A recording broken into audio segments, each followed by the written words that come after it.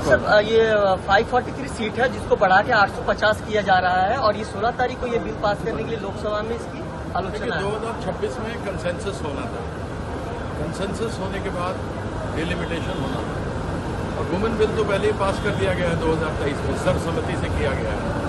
और इस समय जब चुनाव चल रहे हैं 40 तमिलनाडु के और 42 बंगाल के एमपी इलेक्शन में हैं, यानी कि आप ये समझें कि 82 MPs out of 543 MPs busy, तो क्या ऐसी जल्दी थी? सिर्फ ये राजनीति का खेल खेल रहे हैं, गंदी राजनीति कर रहे हैं, उसके अलावा दूसरा कोई काम नहीं कर रहे। और बार बार देखा जा रहा है कि प्रधानमंत्री स्वराष्ट्र मंत्री आ रहा है इधर रैली करने के लिए। हमको लगता है वो लोग देश का प्रधानमंत्री नहीं है, वो लोग चुनाव मंत्री हैं। जैसे बरसात में जब वृष्टि होता है तो बेंग निकलता है, टर टर करता है, वैसे ही 5 साल में एक बार इलेक्शन होता है तो ये लोग इलेक्शन का बेंग है, उस समय आता है, टर टर करता है, फिर गायब हो जाता है। आज तक इन्होंने कुछ किया नहीं। 2 लाख करोड़ रुपया जो पश्चिम बंगाल का हक था, जो पैसा था, चाहे मनरेगा हो, बाड़ी हो, समग्र शिक्षा हो, उसके अलावा अन्य जितने भी पेंशन के हों, उन सबों का पैसा इन लोगों ने दबा के रखा हुआ है। ये तो अन्याय कर रहे हैं, लेकिन अकेली एक ही लीडर है जो लड़ सकती है और बनेंगी प्रधानमंत्री। और वही आज सुबह में मुख्यमंत्री ममता बनर्जी आज ने सोशल मीडिया में ट्वीट किया और कहा उन्होंने कि केंद्र से जो शक्ति आ रही है बंगाल में डेमोक्रेसी और क्या नाम है वोटर अधिकार छीनने की कोशिश कर रहे हैं। उन्होंने छीना है। ये इलेक्शन कमीशन ऑफ इंडिया नहीं, बीजेपी कमीशन ऑफ इंडिया है। ये ज्ञानेश कुमार नहीं, वैनेश कुमार है। लोगों का जो लोकतांत्रिक हक है वोट करने का, वो भी काट दिया। 60 लाख हिंदू हैं, 30 लाख मुसलमान हैं, क्या इन सबों को उठा करके बांग्लादेश भेजेंगे? क्या देश में रहने वाले नागरिक, वो किसी जाति, संप्रदाय, मजहब से आते हों, वो देश के नागरिक हैं? एक भी नाम इन्होंने बताया कि कौन घुसपैठिया है? यह केवल अपनी ओर से यही प्रयास करें कि बंगाल जीते, लेकिन एक बेचारे मुंगेरी लाल के हसीन सपने देख रहे हैं। जिंदगी में ये कभी चुनाव यहाँ जीत नहीं सकते।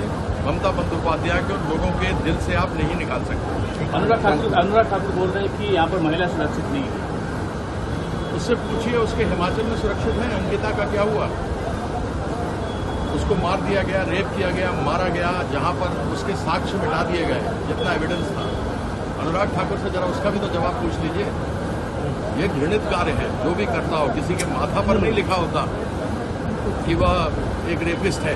ये गंदा कार्य है। हमारा तो अपराजिता बिल भी बना कर गया हुआ है 2 साल से कि फांसी का सजा मिलना चाहिए रेपिस्ट को, लेकिन क्या हुआ अभी तक? अभी तक कुछ नहीं हुआ। तो यह स्पष्ट दिखाता है कि इन लोगों को किसी प्रकार से भी महिलाओं से नहीं है। नहीं तो सियाराम बोलेंगे, सीताराम क्यों बोलते हैं? सीताराम बोलना चाहिए, श्री राम क्यों बोलते हैं? अगर राधा कृष्ण है, लक्ष्मी नारायण है, पार्वती शंकर है, तो सियाराम होना चाहिए ना। इनको महिलाओं से कोई मतलब नहीं है। इनके ही थे ना ब्रिजभूषण शरण सिंह, जिनके ऊपर विनेश फोगाट, जिसने देश के लिए नाम कमाया, कुश्ती में मेडल जीता, उसने बोला कि हमारे साथ में लड़कियां थी, नाबालिग लड़कियां थी, पॉक्सो के अंदर बंद करना चाहिए था। उसके ऊपर कुछ नहीं किया। ये सेंगर जिसने रेप किया, जो आरोपी है, उसके बेल के लिए बीजेपी आगे बढ़ रही है। बिल्किस बानो, जिसका रेप हुआ, 14 लोगों ने मिलकर किया, आजीवन कारावास था, उसको छोड़ दिया गया और 14 लोग बीजेपी जाकर उसको माला पहना रहे थे। अरे माँ तो माँ होती है, बहन तो बहन होती है, वो किसी मजहब, संप्रदाय या किसी की नहीं होती। ये लोग बात करते हैं। कौन लोग हैं ये लोग? ये लोग वही लोग हैं जिन्होंने देश को बर्बाद किया हुआ है। यही बीजेपी है। धन्यवाद, थैंक यू।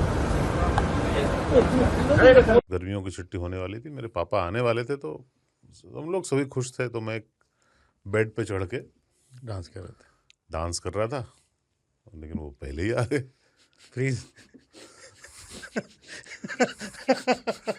तो मैं उस समय तो कंटिन्यू नहीं कर सकता था ना, तो फ्रीज फ्रेम टाइप का हो कसम गया। पैदा कर